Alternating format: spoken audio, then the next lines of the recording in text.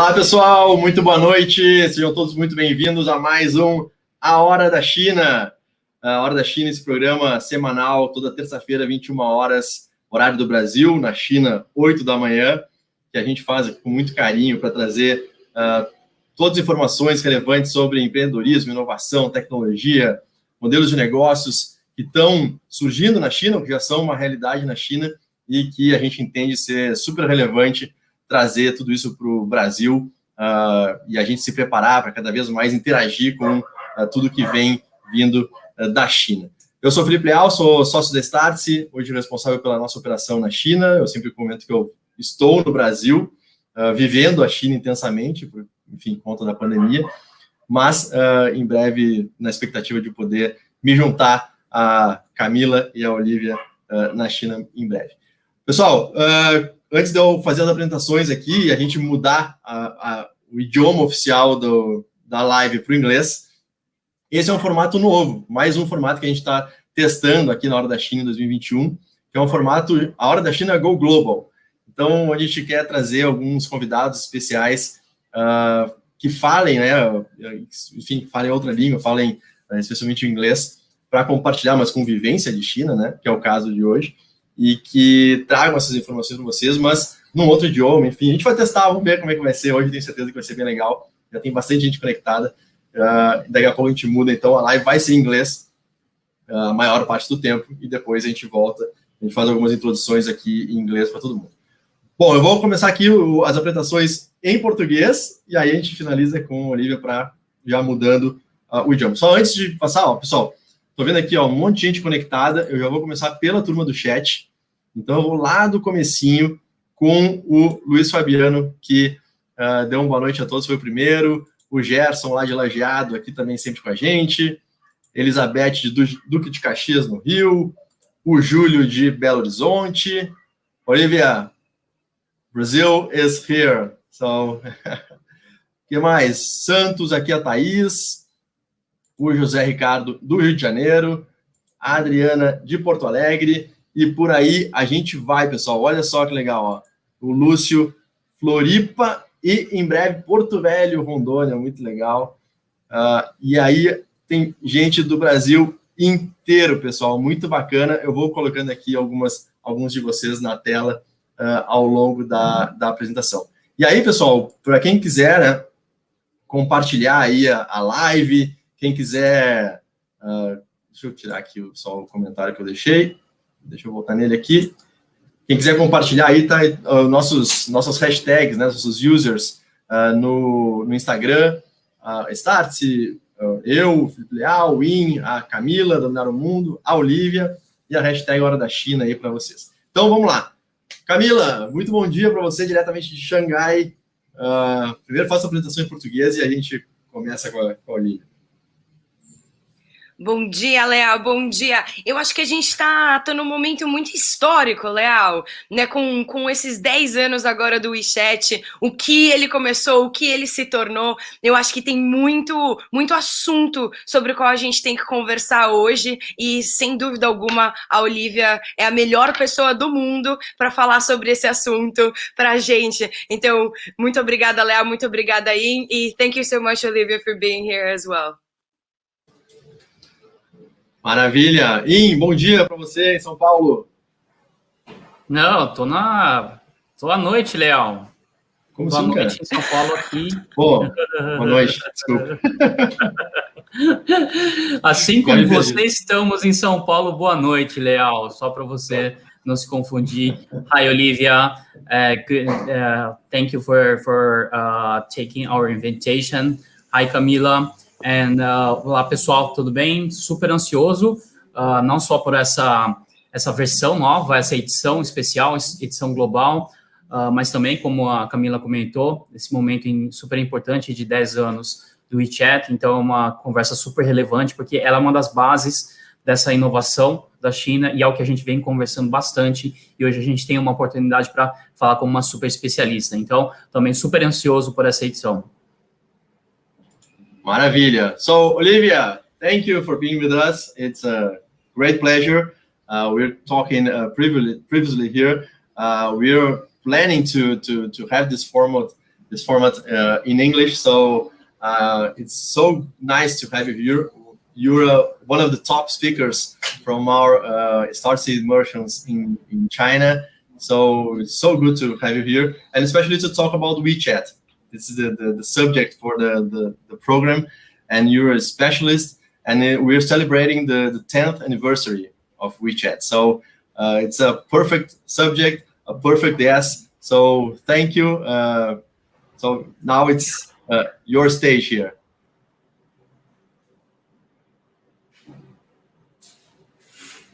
Oh, unmute my mic.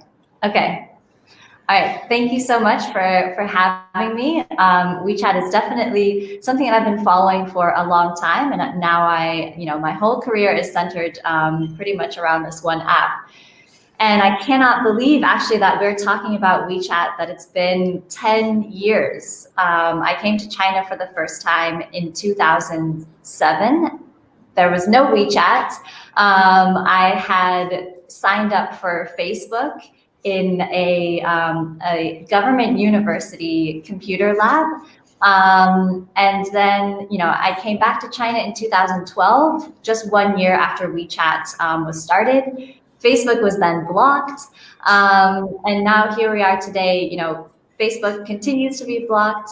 WeChat has now basically overtaken every aspect of daily life, as well as a host of other apps, which, I know we're talking specifically about WeChat here today, but it's also important to realize that WeChat fits into this massive digital ecosystem in China that's really driving forward the future of social media and e-commerce, and the convergence of these two, when we talk about how people operate in their daily life, and especially how retail brands operate in China and how consumers are purchasing things. So this is, WeChat is a huge topic in China with over 1 billion users, and just recently in January, when they did celebrate their 10-year mark, they came out with some pretty amazing statistics about how the app has continued to evolve over the past years.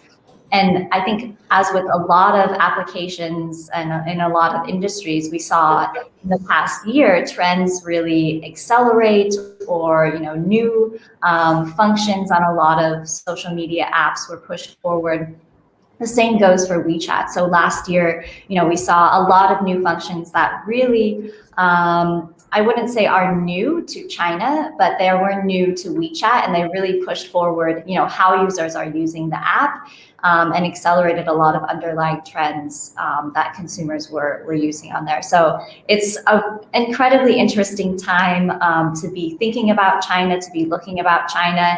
I know I've said this before, and especially when you guys were bringing people here to China in person, we talked a lot about, even if you're not planning to enter China or do business here, just understanding how people are using apps like WeChat can really help you, get ahead in your own market. Because as we're seeing this year, a lot of these social media apps like Instagram and Facebook, they're starting to incorporate a lot of the features that WeChat has had for years now. So if you're able to understand how consumers are using WeChat here in China, I really believe that's going to set you up for success in your own market, whether you're dealing with China or not.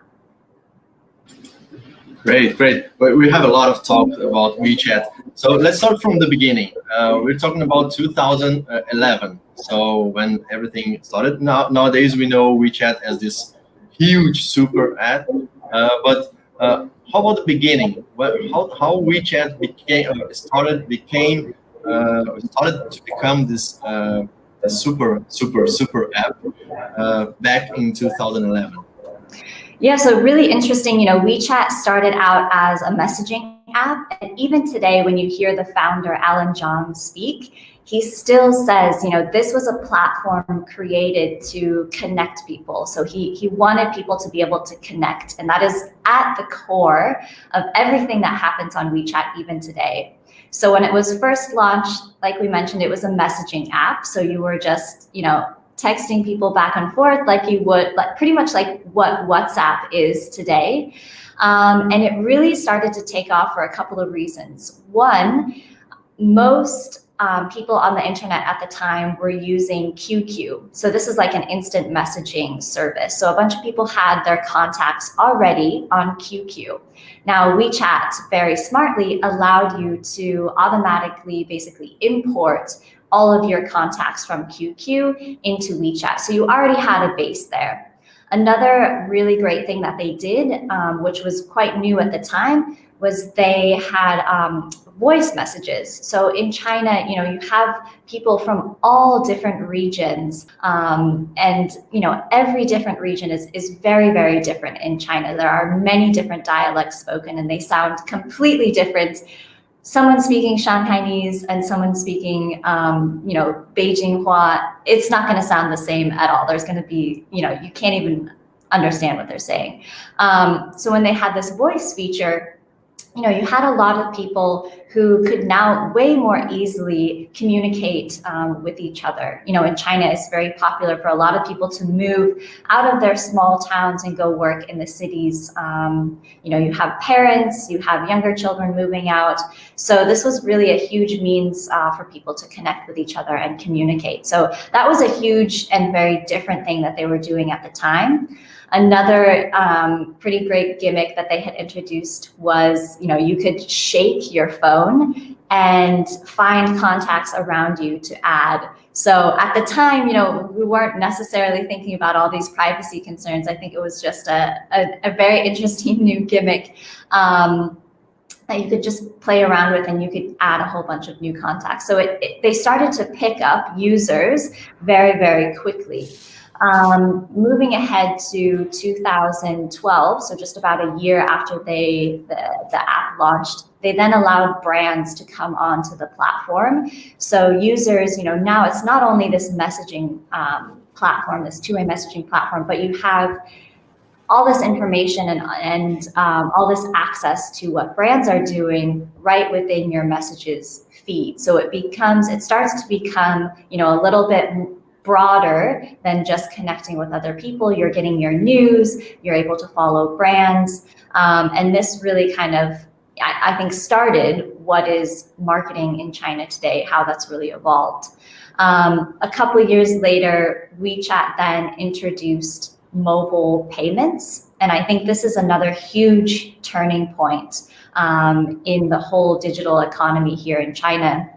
And they introduced mobile payments in a very strategic way. So they introduced it during Chinese New Year, when it's very customary to physically give somebody a red envelope full of cash. And they introduced this in a digital way. So you could send somebody a digital red envelope with cash. And this really cracked open mobile payments and revolutionized how we pay for things today. Camila can probably attest to this as well, but I don't think I have seen cash or seen anybody use cash. I can't even remember when. It's been years that I don't carry cash on me, or that I don't see anybody using cash. And that goes for, a Zara, an H&M, down to a fruit vendor. Everybody is using mobile payments. So WeChat slowly, but quite surely, started to, broaden its reach into every aspect of your daily life, basically. And now we are at the point, in 2017, WeChat launched mini programs, which these are small apps within WeChat. So, basically think of it as if when you open WeChat, you're opening your home screen on your iPhone, and you have all these apps, all these small tools that you use. So those are all within WeChat. Today we have, well over 2 million WeChat mini programs. This year, WeChat had over 400 million monthly active users of WeChat mini programs, up from 300 million in 2019. So that's a huge number of people who are actively using these mini programs within WeChat, to access things like mobile e-commerce sites, to book a taxi, to, pay your bills.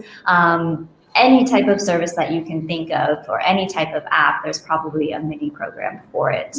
And now, just just in the past year, WeChat has also moved forward now with a form of live streaming on the platform. So I'm sure you've probably talked about live streaming here before. You can now, people can come on and work with brands and do live streaming. And I think this is only going to accelerate. WeChat is testing out e-commerce functions within these live streaming rooms.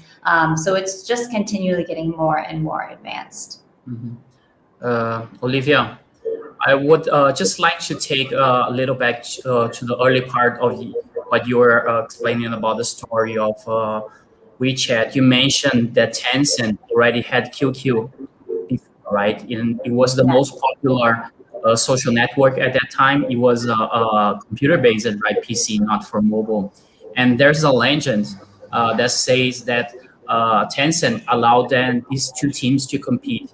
I think this is something interesting story. If you can tell us a little bit about it, because it shows some of the mentality, mindset of the Chinese tech companies and tech market in general, that they're allowing, and they're very competitive, and even within the company itself, they're allowing this kind of things happen that probably most of the companies in the world wouldn't do that to cannibalize their own product, which was the leading at that time, right?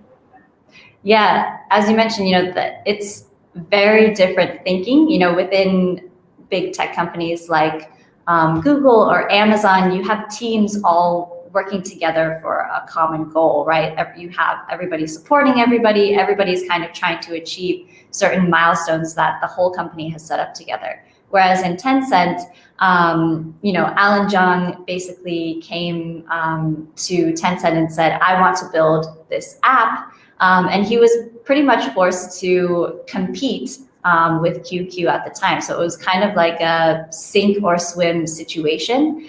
And I think, this is characteristic of Chinese tech companies. They're extremely competitive. You mentioned not only inside, but outside. Tencent and Alibaba, they don't even allow you to share the same links within each other's apps. So for example, within WeChat, which is backed by Tencent, you cannot share a Taobao link from Alibaba. So there's a huge amount of competitiveness externally, but internally as well. I think Tencent and even Alibaba has cases of this where they've really pitted their teams against each other to try and develop a better product. And I'm sure there's arguments for both sides, but when you look at it, just on paper, as objectively as you can, Chinese tech has moved so much faster and has evolved so much more than a lot of the, than Facebook, Instagram, Amazon. So yeah, at one juncture, you can say that it worked, kind of like they have gotten more more digitalized thanks to this heavy competition within their teams. Olivia, that's absolutely interesting, because when we think about it, and we think that in fact, WhatsApp was launched about 2 years before, right? WeChat came over, and when we see what WhatsApp is today, and the little it has evolved, it's basically the same platform over the past 12 years, and what WeChat has done, and one of the things that raised awareness about WhatsApp is that in fact its power is due to its database, right? So it doesn't really monetize, or it has very little systems of monetization, and that is very interesting. Do you know exactly when was the turning point for WeChat? When were they able to create revenue and be a sustainable business model as an application, as a technological application? So, WeChat actually, it's quite funny because they don't monetize a lot of features, right? There's very little ads on the platform. for example, if you go into your WeChat Moments feed, which is kind of like a Facebook feed, as a user, you won't see more than 2 ads in 24 hours. So the user experience is extremely protected. When you think of the incredible amount of data points that WeChat has on every customer, because your whole life is within this app. So they know exactly when you wake up in the morning, they know exactly what food you buy, probably throughout the whole month. They could predict, when you're gonna buy chocolate or sweet food, or when you're gonna buy, unhealthy food or healthy food. They have so many data points on you, yet they don't really use these in a way that, for example, Facebook does. The targeting for WeChat ads is very limited. So they're actually not really monetizing this platform. Where they are getting a lot of their revenue from are games. So Tencent, they do have a lot of really popular games that they bring in a ton of revenue on. But in terms of, when you think of WeChat, of course they do bring in ad revenue. To do an ad on WeChat Moments is very expensive for brands. So, mostly it's before, I think they've lowered the threshold, but previously it was about 50,000 RMB, just to start out. So it was a considerable amount of money. It's not like Instagram where you can put down, $2 and start running an ad, but it's still not where they're bringing in the bulk of their revenue from. So that they're actually relying on a lot of other sources and a lot of other ways to get their revenue, as opposed to, something like Alibaba with Tmall. It's incredibly expensive to advertise on there, and that's how they make a ton of their money. Sorry, Camila, go ahead. Go ahead. Sure. No, because I find that absolutely interesting, Olivia, that you mentioned. So it's the concept that you create a big platform, and from then on, everything that comes and integrates within itself is able to monetize, right? And I think that WeChat did that in a very interesting way. And Olivia, you mentioned the mini programs, right, which were launched in 2017, and I find that very interesting. I would like to know a bit of the differences of the reach and the functions that these mini programs had back when they were launched, and today, right? Because I do understand that given the competition, they had to get like other functionalities and other uses to be able to integrate, right? You're not able to watch or see 400 a million accounts at once, right? So how do they do right now to be able to strengthen their brands inside WeChat?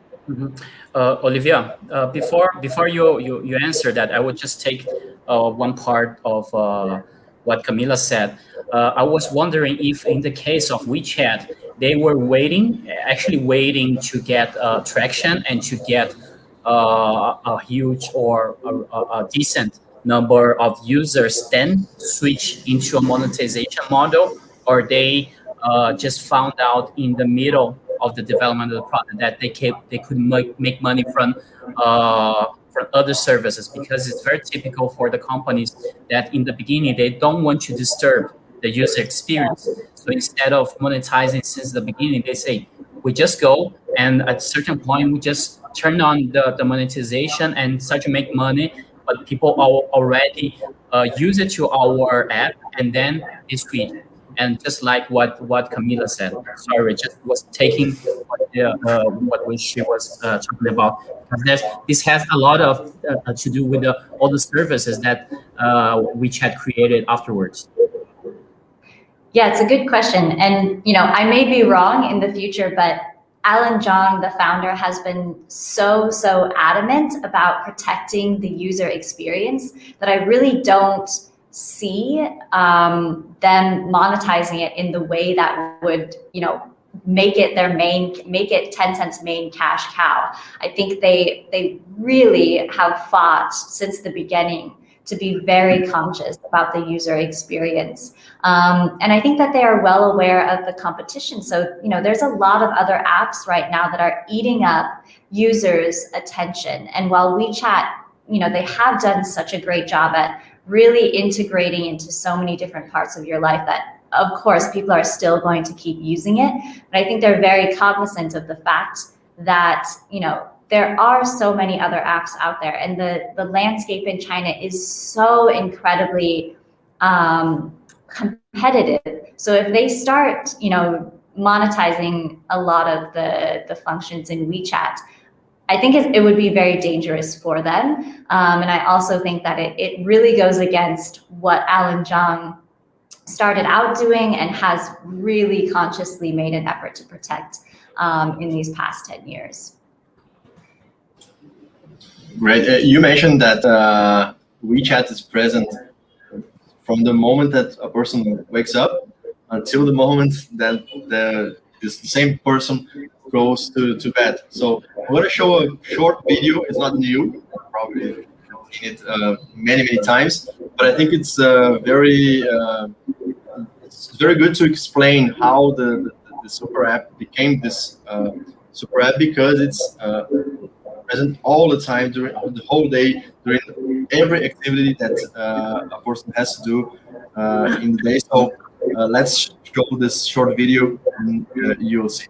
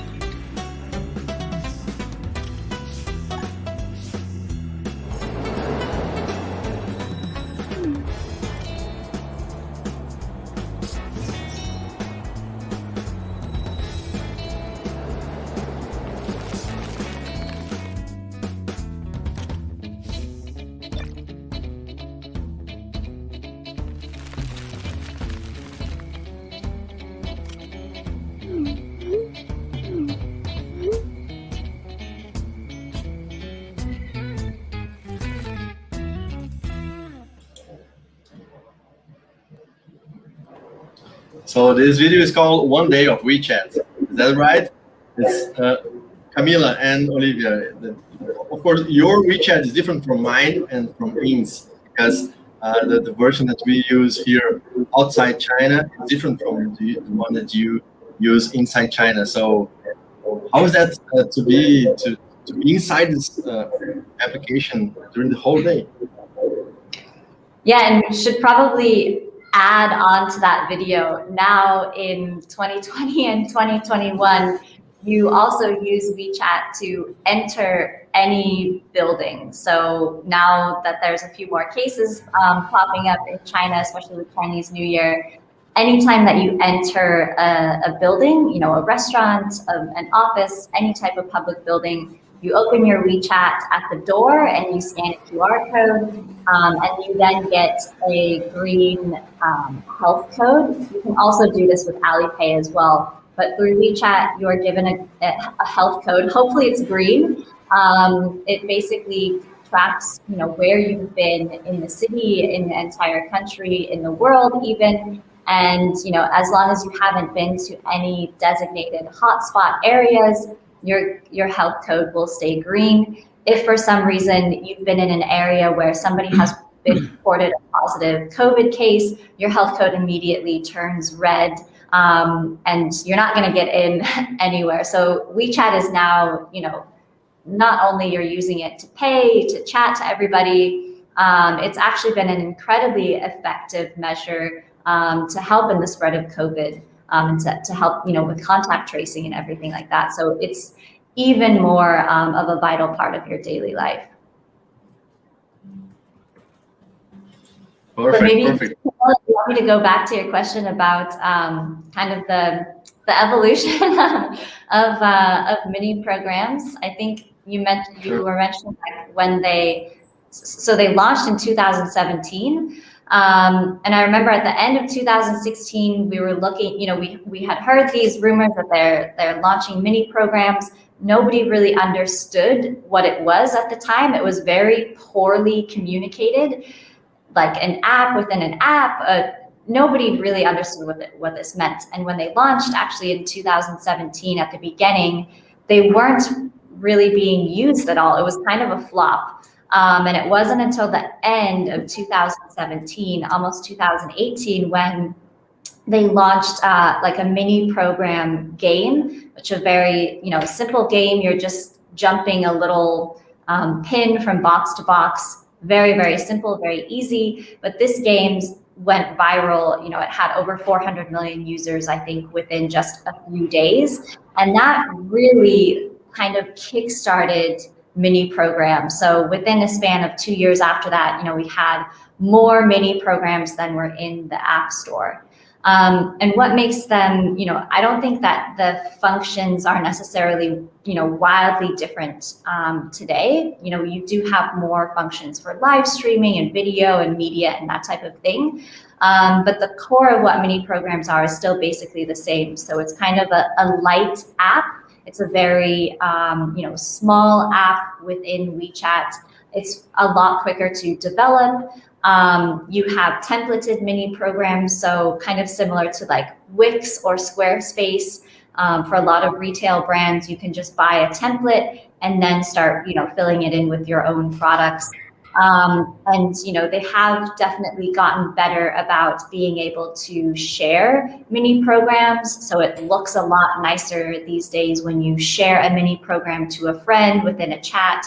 They are starting to allow mini programs to be shared on your Moments feed, which is great. So they are giving them, more and more features.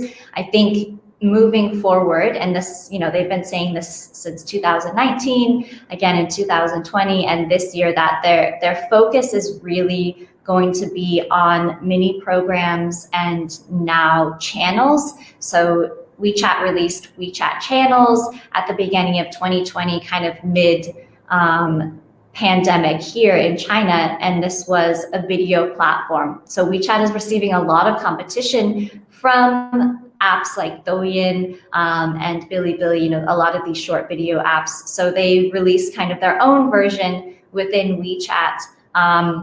We can go into that if you want to, but it's kind of different from what brands have had before. Official accounts, which are very closed off, whereas channels, can be broadcast to a lot of people who don't follow you, and it, is really kind of their answer to this short video platform that Douyin has. But moving forward, to go back to the point, I think WeChat's focus is going to be on mini programs and this video channels. Now, let me put some questions from the audience here. We have three good questions, actually two good questions, and one, I don't know, maybe statement. First one from Felipe. How dangerous can it be to mix service in a platform, just like WeChat? Sometimes I feel it can feel confused to the user and decrease user experience. Is that a reality for WeChat? Yeah, I think this comes to the difference between Chinese consumers and Western consumers, and the difference between how our app ecosystems have evolved. So in the West, we tend to have apps for singular functions. So just like you're saying, Felipe, like it might be confusing if there's too many different functions in one app, but that's actually how all these apps in China were developed. So WeChat is not the only super app. You have apps like Meituan, which you can find dining, you can find restaurants on, you can buy your movie tickets on, you can open up a shared bike. So you have a lot of these apps that have tons of functionality packed into them. And it's just kind of how the the consumer behavior and user experience split between, the West and China. So for Chinese consumers, it would not be confusing at all. Probably for a lot of Western consumers, it seems overwhelming for sure, because that's just not how a lot of our apps developed. Yeah, maybe because you're not used to this kind of Yeah. full service, right? We're starting to try to some companies that are trying to do something like WeChat or Alipay or this Chinese super apps, and maybe we're just starting to feel how it works to have this all the service that WeChat provides in the same app here in the West. Camila, any comments? I think it's just important to say and to note as well that they weren't all launched at the same time, right? They were launched like in several stages. And another thing about Chinese consumers is that they respond really well to new technologies. So they tend to be really fast users of these technologies. And it's hard at the beginning, but then later on, it's just so much easier, right? You open one app and then you can just do everything you need inside that app. You don't have to download and open 100,000 different apps. And so that is a very interesting function, which comes, like, I'm not from China, but it comes into my favor, like, absolutely. Yes, in the recent year, talking with people from the industry, especially here in Brazil, they always question when you have one app that does everything, probably for most of the features or the most important ones, if they're going to be performing that well or having a really complete service. So, and this is something that I think most of the users, at least from their perspective, they would be expecting something, a full version, let's call this, a full version of a game or a full version of a food delivery app, something like that. So they always question the behavior, not the behavior, or how would a Western user react to something like WeChat, or not on WeChat, but most of the Chinese apps, because they're what we're seeing here, they're so crowded. And actually, sometimes even for me, I have the international version in one cell phone, and actually I have a Chinese one in a Chinese phone. And I get confused because they have some different paths to do the same thing, right? So this is something that maybe will impact. And I want to leave your question about the internationalization of WeChat. I remember back in 2000 and I guess 8. Sorry, I can't remember exactly the dates. 13, I think, or even before. We were seeing WeChat and Tencent launching WeChat here in Brazil using the two soccer players, very famous one, Neymar, and the Brazilian one, and Messi, the Argentinian. And they didn't get traction here. And because they launched it over TV ads, and when you enter, you didn't have any friend at all. So I started to use because I have Chinese family, and there were people from my family that are using, but for most of the Brazilians, they didn't. So at the same time, you didn't have any friends there, and it was crowded. So what do you think about Tencent or WeChat going international? So I think WeChat has around like 70 to 90 million users outside of China, which is not a lot. And in past years, they did, I think, and I just actually listened to a podcast a few months ago with somebody who used to work at Tencent, who was talking about, they did have a big effort to go global, basically, to get people to use this app and use it in different markets. But this was pretty quickly abandoned. I think they realized, that they weren't going to make it for a variety of reasons. People were already, people just use SMS for text messaging. Like, it wasn't the same thing in China where, like we talked about at the beginning, you could just import all of your contacts from QQ that were already there and start messaging. Voice messaging at least in the US, it's not so big. So there was a lot of different factors, and I think it's also very difficult for a Chinese brand. A lot of them have a lot of trouble going global. They just, the way that their marketing teams work, the way that their decision-making works is very, very different from the way that everything works in the West. So I think they had a lot of issues going global. Where I do see WeChat going global and where they have seen a lot of success is with WeChat Pay.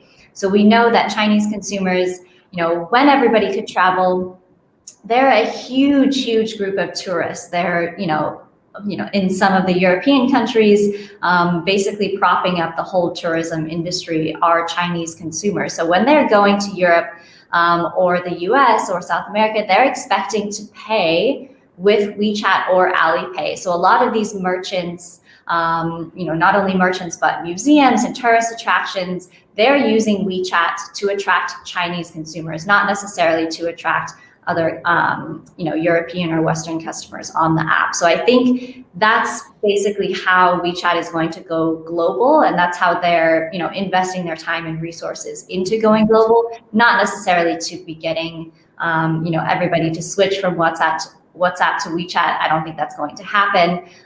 So, they're kind of banking on, okay, if we can get businesses to use it for Chinese tourists, we can also have them on the platform. Great. Olivia, I'm going to switch to Portuguese for a moment, and then we come back in a few minutes. Pessoal, queria dar só um recado, você deve estar vendo aqui do lado da Olivia, aqui tem um QR Code que eu botei hoje, a gente botou hoje para deixar para vocês acessarem aqui com calma. O curso, a gente está falando de super app, mobile payments, e todos esses, a gente vai falar sobre live streaming daqui a pouco também dentro do WeChat, e todos esses assuntos são temas de um curso que nós lançamos aqui, a gente já falou na semana passada, e a gente vai reforçar aqui o convite a todos conhecerem mais o curso, se inscreverem, que é o New Retail Revolution, a revolução desse novo varejo que a gente vê acontecer na China e cada vez mais inspirar o mundo ocidental e aqui no Brasil também. Então, quem quiser saber mais sobre o curso New Retail Revolution, só acessar esse QR Code que está na tela aqui, tem um cupom de desconto de 30% de desconto, é o New Retail 30, que está aí na tela também, então, para quem quiser saber. E a gente hoje teve uma super confirmação especial de um professor. Bom, primeiro, estarão no curso, né? O Win, a Camila, eu, o Gabriel, o Reginato, que é o fundador da Live, que é uma ferramenta exatamente que faz o live commerce, né? Possibilita o live commerce do início ao fim, né? Da parte do live streaming, com a parte da interação social, de rede social, e também a finalização da compra dentro da própria live, que é a parte do e-commerce, vamos dizer assim. Então, conta para todo mundo aí a novidade do nosso super professor confirmado, direto da China, que vai participar com a gente. E depois a gente vai passar mais informações para quem tiver interesse. Legal, foi uma super confirmação hoje, super feliz de poder compartilhar com vocês. Teremos o Xiaomin, que atualmente é um consultor, mas ele foi executivo, foi VP do Grupo Alibaba, cuidando especialmente do Tmall e do AliExpress. Então, é um dos caras que mais conhecem esse mundo, porque, na verdade, ele ajudou a criar esses negócios dentro do Grupo Alibaba. Então, ele vai compartilhar bastante dessas práticas de comércio eletrônico na China, muito dessa transição para esse mundo de New Retail, novo varejo, que a gente chama aqui, que foi criado pelo próprio Grupo Alibaba. Ele traz... o que é interessante, ele tem uma visão também do mundo ocidental de varejo, então ele consegue fazer várias dessas correlações para a gente poder entender bem melhor tudo que está acontecendo lá e poder aplicar aqui no Brasil também, Leal. Show de bola, show de bola. Camila, quer fazer algum comentário? A gente vai rodar um pouco de uma metodologia que você também construiu aí na China, a partir da experiência aí. Só comentar um pouquinho sobre o curso também. Leal, eu acho que, assim como a Olivia, né, pontuou, eu acho que existe essa preocupação, ou deveria existir essa preocupação por parte do público brasileiro e da América Latina em geral, de conseguir enxergar o que tem sido feito aqui na China, porque os aplicativos do Brasil também estão se transformando, não no mesmo modelo de super app, mas em seus próprios modelos, né, da forma tropicalizada que a gente tem, e de fato olhar para o que está acontecendo aqui dentro, né, de todas essas mega tendências e atualidades, né, contemporaneidade sobre a China, e saber como aproveitar isso para usar no Brasil é sem dúvida alguma um ganho inestimável de como crescer dentro desse universo, e principalmente dentro do universo de varejo.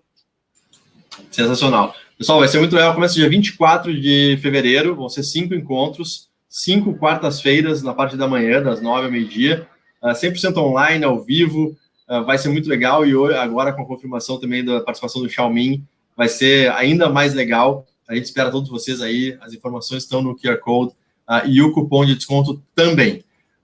Vamos voltar para o inglês. Ok, Olivia, could you understand something? Sorry, Olivia. Just I can't remember if you told the audience where are you right now. Right now? Yes. In Shanghai. Are you right in Shanghai? Okay. Yeah. And so we've been here in the last few days just to give a brief. Not exactly explanation, but for people to understand the situation that you are having in China now about the recovery of the economy, and especially by using technology. Because you mentioned one of the things that we have in WeChat that should be showing in that video is the use of the color QR code, the healthcare code, right? And what's the situation of the recovery economy for now? Yeah, so, basically in China, back in the lockdown pretty much ended around March or April of last year, and people really became quite comfortable again to go out.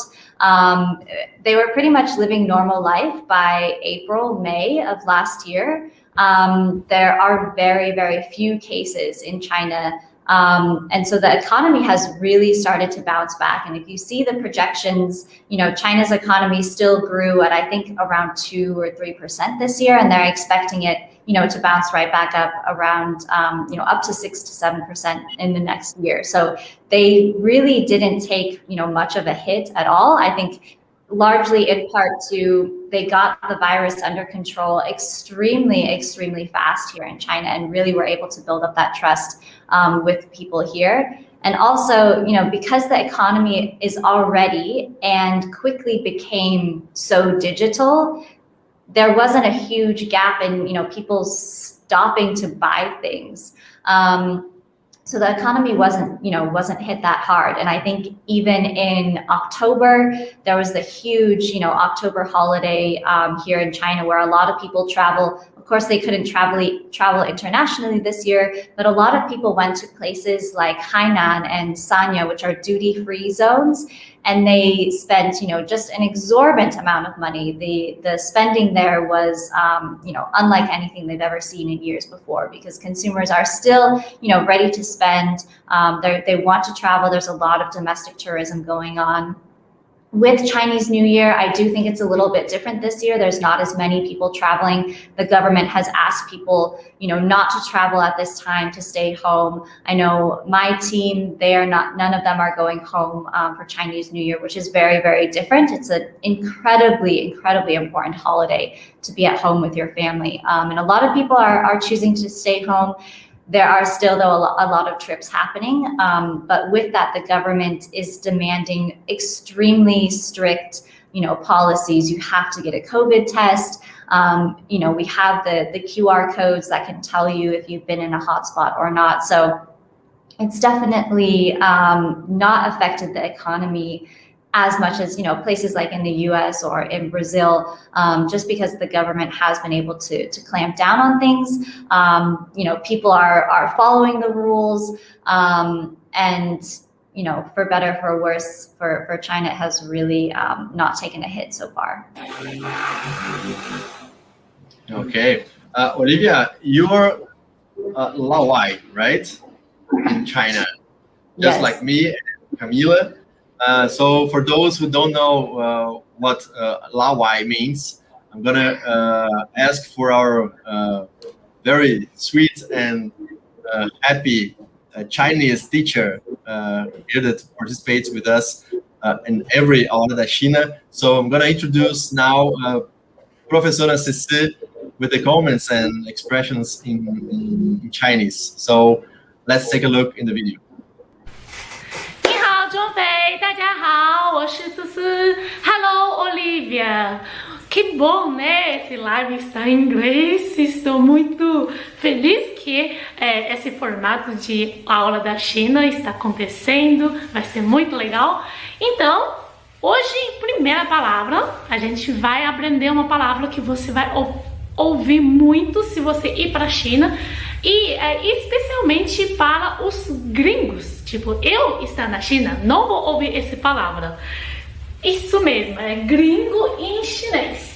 Vamos ver, gringo em chinês é Lao Wai. Lao Wai. Se você está na China, já foi para a China, ouve esse Lao Wai, você já sabe, alguém está te chamando, está te chamando de gringo. E Lao é velho, tranquilo, não está te chamando de velho. O Lao em mandarim tem um sentido de carinhoso. Ok, então, carinho, Wai é fora, né? Pessoa de fora, né? O estrangeiro, né? Gringo veio de fora, por isso é velho fora, né? Quando você traduzir literalmente parece estranho, mas esse é um carinho estrangeiro, podemos pensar assim. Inclusive, a empresa da Olivia chama Wai, será que é por causa de Lao Wai? Não sei. Bom, e a segunda palavra de hoje também, eu imagino que quem acompanha a aula da China faz tempo já tem esse aplicativo no seu celular. Se você ainda não tem, abaixa logo porque vai ser muito importante para fazer networking com os chineses. O que é essa palavra? É Weixin. Weixin. Que Weixin? Weixin é Wechat. É tipo o WhatsApp chinês, né? Mas todos os chineses não usam WhatsApp, usam Weixin. Então você mesmo também precisa ter um Weixin. Também é a tema de hoje, certo? E se você quiser saber mais sobre a língua chinesa, quer aprender mais comigo, pode acessar o site clubedechinês.com.br e a gente está acontecendo uma Semana da China muito legal, daqui 2 semanas, então bem-vindo para a Semana da China também. 好吗？ Até a próxima, 再见! So nice to hear, Professor Hsieh. Olivia, you found a company called Y Social, right? Is there any relation with the Y from Lao Wai? A little bit. So the idea is more 我爱, which means I love social. And so we just kind of combined 我爱 into Y social. But also it works as well because, you know, I am a foreign founder. So it works both ways. Yeah. Kind of a double pun.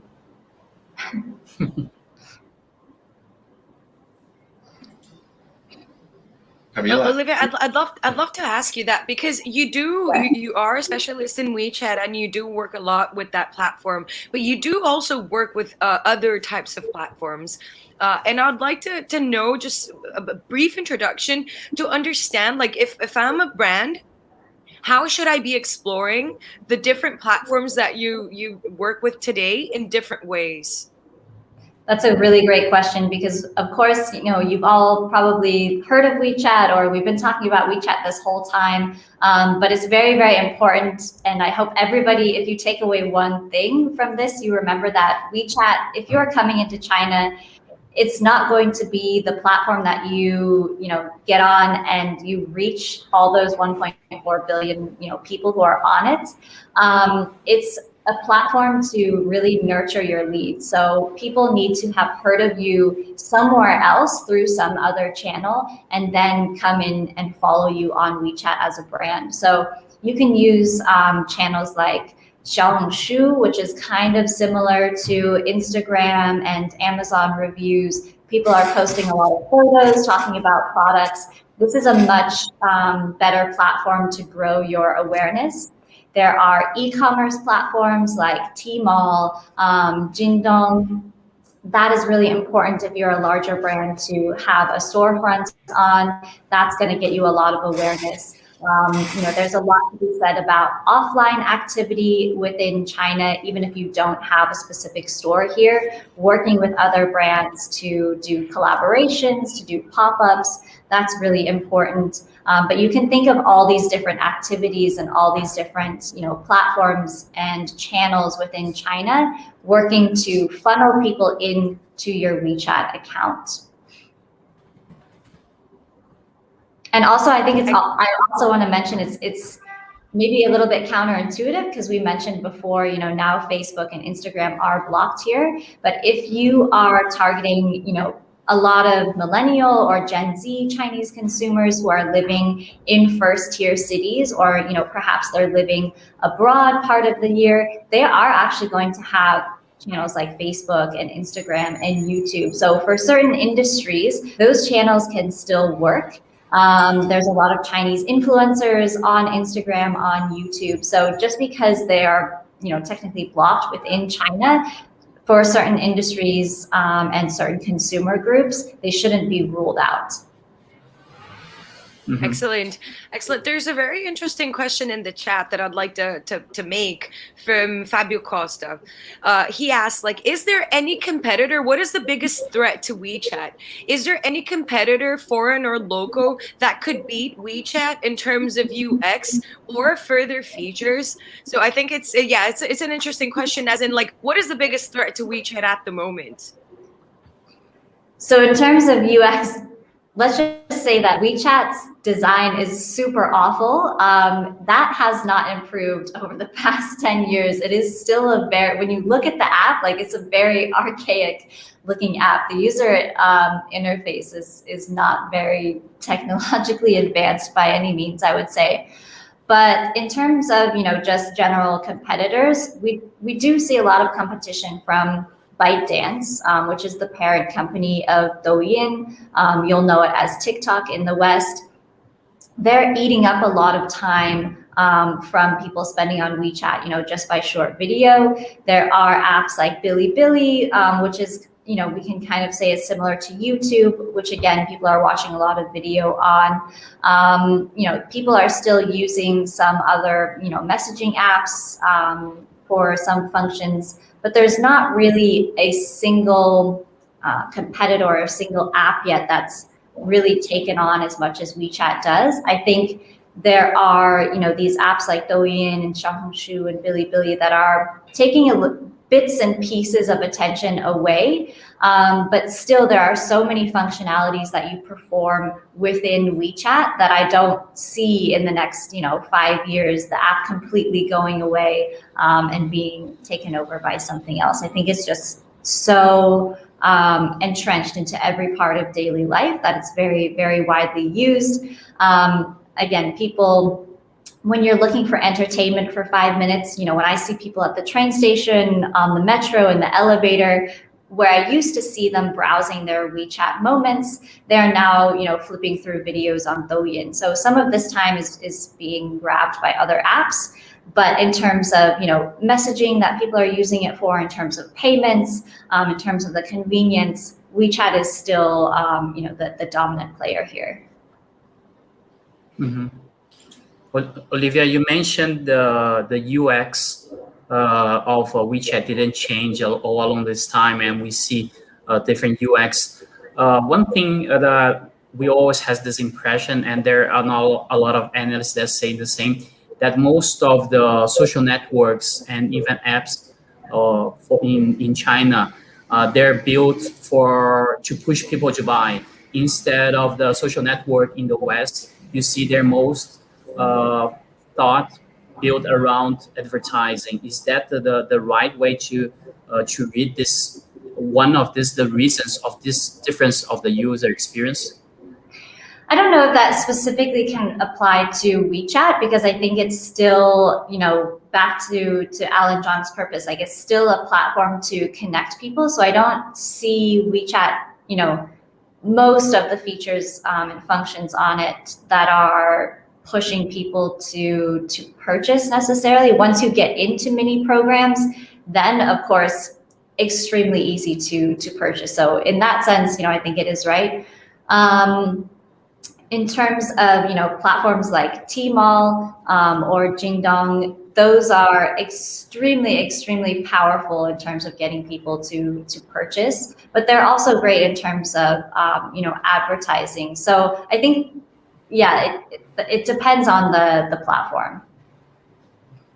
And you mentioned earlier that WeChat starting to do live streaming, or how this kind of feature can make people start buying more inside WeChat, because we saw recently that Douyin, which is a Chinese version of TikTok, is starting to accept mobile payments inside the app. So it's the other side. So how WeChat is going to the live stream thing and boom that's happening in China for some years, and now we're starting to see this very, very strong here in Brazil.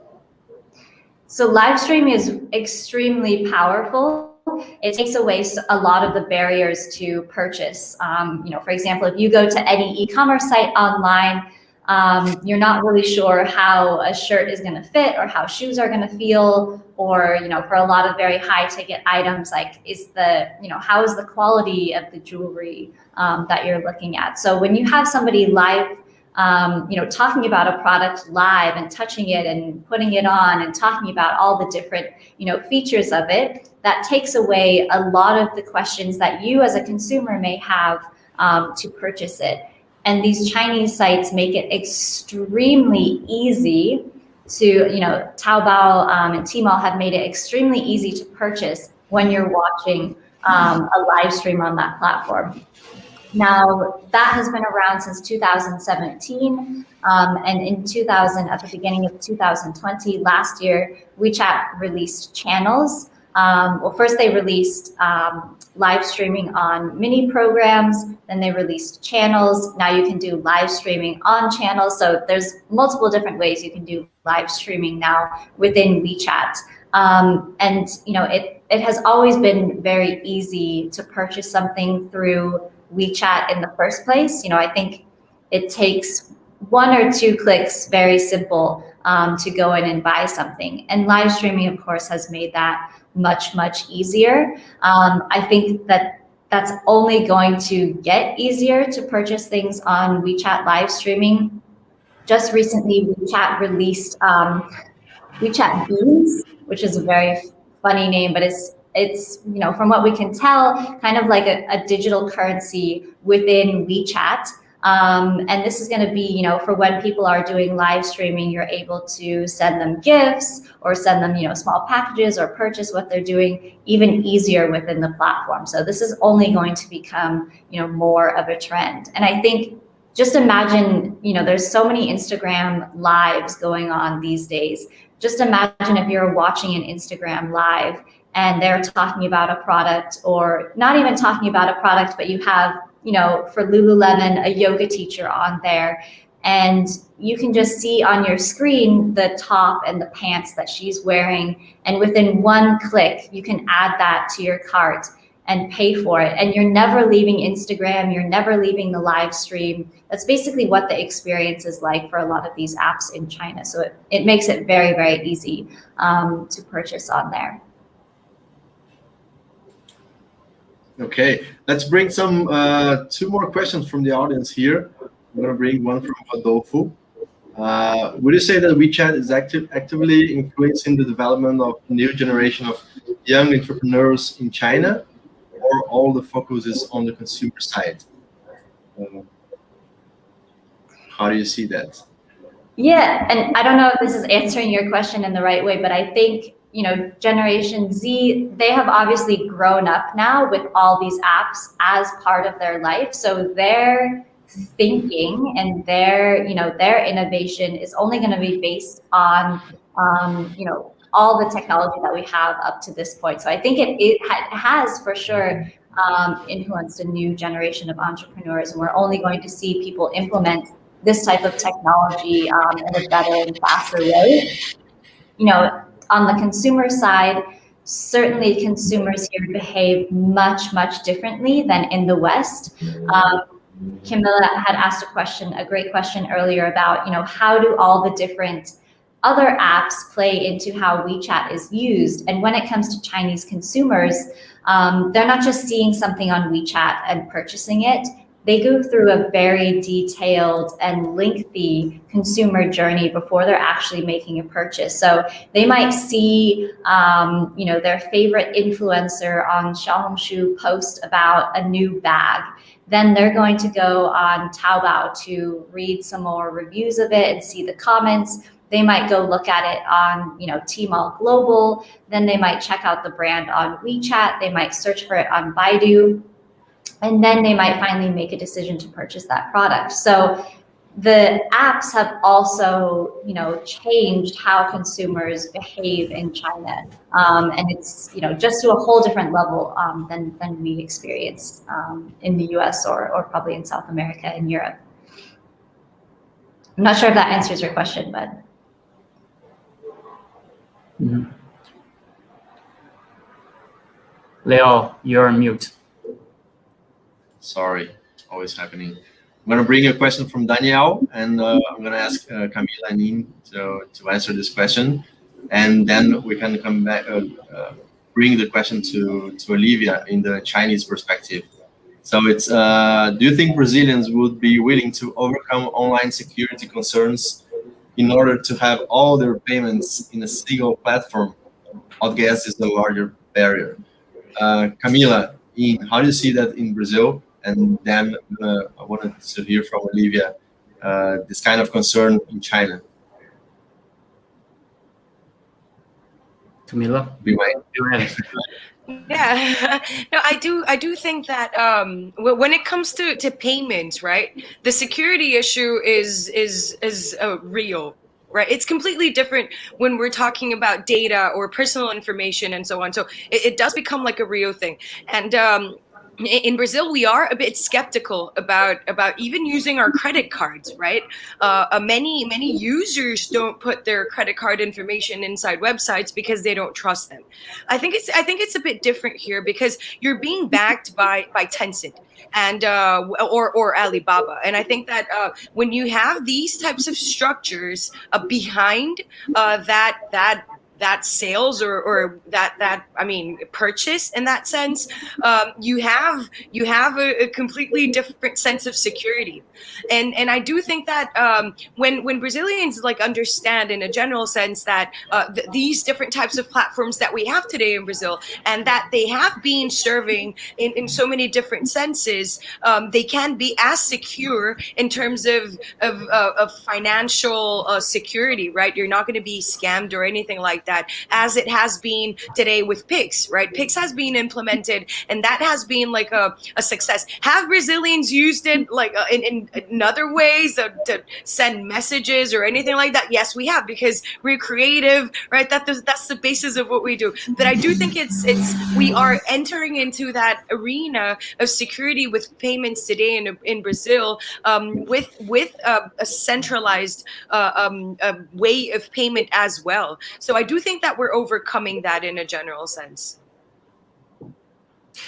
Yes, I think it's important the point that Camila made, that there are 2 points: the security and the data privacy. They're different issues, and sometimes the people that just mix them into one bucket to refer them as one thing. So I think there's one point that we will feel along the time, especially because of Pix that you mentioned, Camila, is that the trade-off with the convenience. If there's a minimum security or a minimum enough, people will start to use more just because it's easier for them to do the things. And you start to realize that when you see people using texting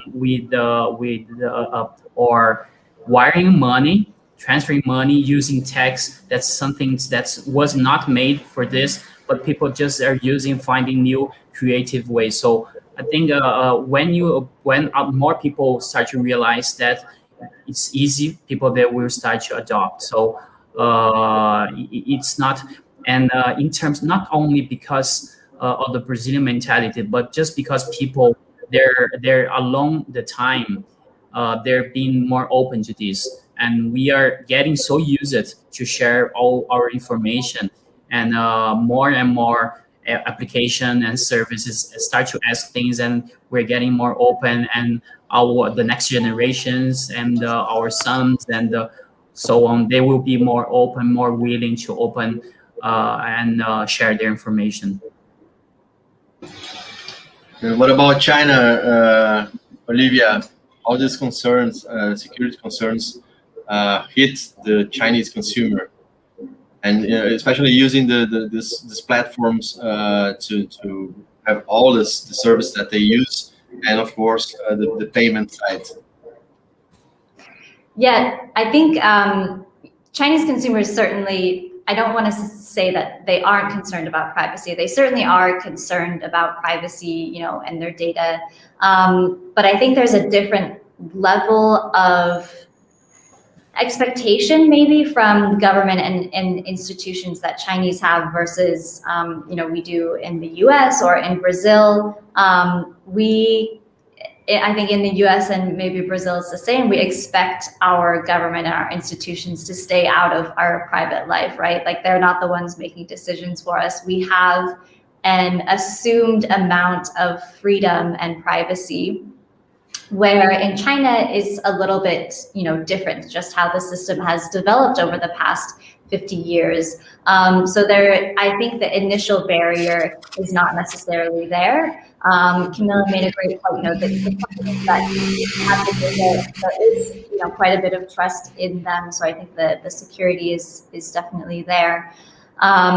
It's a very, I would say, like hot topic. I think a lot of people, I can speak for the US, who think, in China, the government is watching everything that you do. The big tech companies, Tencent and Alibaba, they know everything about you. They have all your data. That's the same everywhere in the world. Like, you're just fooling yourself if you think that your government doesn't know everything that you're doing. If you think that Facebook and Google don't have an incredible amount of information on you, like they do. It's the exact same thing. So I think it comes down to, people's perception of what is going on. And maybe China is just a little bit more open, that it's not as private, or that you don't have as much privacy, and therefore, people are okay with using the apps in these ways. Whereas in the West, people still think, which I think is untrue, but people still think they have this degree of anonymity because of just the different types of systems. So it's very interesting. I was stuck actually in Germany for 9 months last year, which is very, very different from China in terms of how people view privacy, right? I think in Germany, people don't even use their credit cards for the most part. Everybody is still using coins because privacy is such a huge deal to them. So I think, we talked earlier about, is WeChat going to be adapted in the West? Is there going to be this type of globalization? And I think there's just such a huge barrier in terms of people's privacy and expectations that still would not translate well to users in the West. Great. I have the same exactly opinion. Right? We're fooling ourselves all the time, thinking that we have all the privacy here, and we don't have it. One last question here from Fabio. Olivia, what, as a user, what do you doesn't like about WeChat? The future should be different. In your opinion, what feature do you miss the most when using it? So there's really only one thing that I wish WeChat had, and it would be so much better if it could connect to a calendar, because you do all of your business basically within WeChat. And I think the enterprise version of WeChat does have this, but the personal version does not. If WeChat could connect to your calendar, and every time that you say you're going to schedule a meeting with somebody, it goes in there. But for the most part, I can say there's not, like, WeChat really does so much that when I am not in China and not able to use it, I don't understand how people find things, how people buy things, how you figure things out. Like, it's so convenient that there's really not something that I miss not when I'm using it, but that I really wish that they had, because it really does have everything. Great. So, guys, we are here almost 10:20 here in Brazil in the night. So I think for the first time here, we're receiving an international guest. And I would like to thank you, Olivia, for being with us and accepting our invitation. I think the format is 100% validated. We can try again next month. So thank you very much. If you want to make a final message for the Brazilian audience, please feel free. Thank you so much for having me. If you want to connect with me, you can find me on LinkedIn. I'm always happy to answer any questions about WeChat or China, as I'm sure everybody here is. But thank you for allowing me to also speak English. I'm sorry I can't be in Portuguese, but thanks for inviting me anyways. It was a pleasure. Feel free to speak in English or Portuguese. Now your final message. Yes, Olivia, thank you so much for taking your time, spending your time to share all your experience and knowledge with our Brazilian audience. And I invite everyone to create a WeChat account and add us and test and understand what really is. And actually, the international version is not like the Chinese one, but at least you have a feeling of what we're talking about, and start to test some of the Chinese apps. And this is a way for people to understand. So there's a thing, just straight into Português, tem uma versão internacional do Wechat, então convido a todos para que façam o download. Meu usuário é Hsieh, meu primeiro nome, meu sobrenome, tudo junto. Me adicionem e para vocês poderem testar e entenderem um pouquinho disso do que a gente está falando. É só a interface do usuário, então muitas vezes a gente não tem a percepção da estratégia por trás, mas é interessante pelo menos ter um senso do que está acontecendo. E, como você falou, Leal, acho que a gente testou aqui essa primeira edição da versão global em inglês. Acho que as pessoas estão tendo bastante interesse e fazendo perguntas. Isso é legal, e que no próximo vez venha mais outras edições. Maravilha. Camila? Now, I'd love to say that one of the things that I find most powerful about WeChat within everything that we mention in all these features is the power of communities. And I do believe that the sense of community that has been created over WeChat and what it has been building across all and diverse sectors within the economy is super powerful. And coming back to In's invitation, I'd like to say the same. We can definitely create a group on WeChat for all the users that are watching us, right? The mafia group, I think that they would be like a super fit within our WeChat group, and that would be beautiful to have you here, because it's very interesting how information is shared seamlessly, and how the community managers have had their roles inside brands, right? About creating this powerful brands. And so I'd like to use In's invitation to say, why don't we create a community for A Hora da China inside of WeChat? That would be absolutely lovely. Mm-hmm. Yes, and Camila, thank Olivia so much. And thank Olivia so much. Olivia, you're super inspiring. Everything you say, so didactic. It's really a great pleasure to listen to you and see the amount of experience you have. And for who doesn't know, I think that it's very interesting to say she has quite some interesting business cases that she has worked with, and it's very interesting to speak about that. Well, Olivia, I'm not sure if they're in your website, if you have a mini program on that, but it would be very interesting if someday you could even share these informations about your business cases with us. Sure. Yes, I already have people adding me to WeChat just right after we said. And Camila, just explain to Olivia that we are not real mafia, okay? Just a group of people from the audience. they call themselves mafia, but it's not real mafia, okay?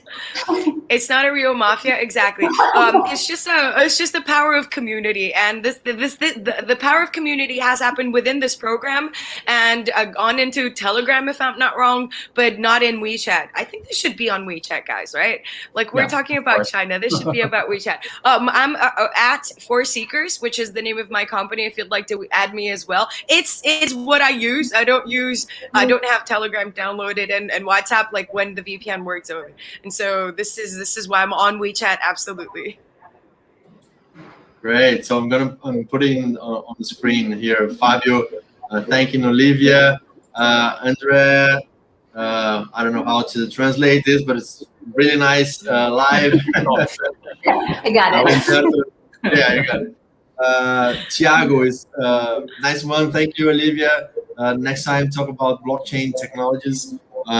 Nice tip for us. We're going to plan a blockchain-focused A Hora da China. It's going to be great. So, Olivia, thank you so much again. Valeu. Camila, super obrigado a todo mundo que acompanhou essa Hora da China super especial de hoje. A primeira nesse formato aqui em inglês.